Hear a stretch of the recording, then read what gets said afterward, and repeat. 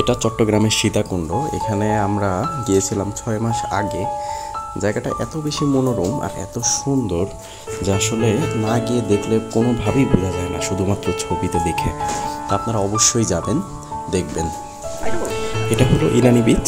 Inani beach থেকে আসার সময় তখন প্রায় সন্ধ্যা হয়ে গেছিলো, তখন এই শ্যুটটা কভার করছিলাম।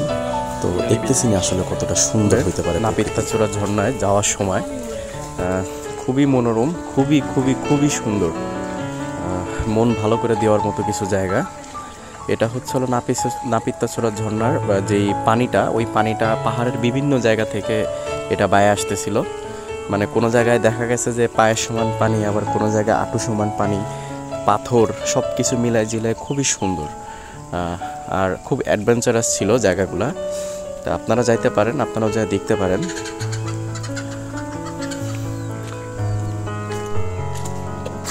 তবে এই নাপিতাছড়া ঝর্ণায় যাওয়ার জন্য একটু সাবধানতা অবলম্বন করা উচিত, কারণ এইখানকার যে পাথরগুলো, এই পাথরগুলো খুবই পিচ্ছিল।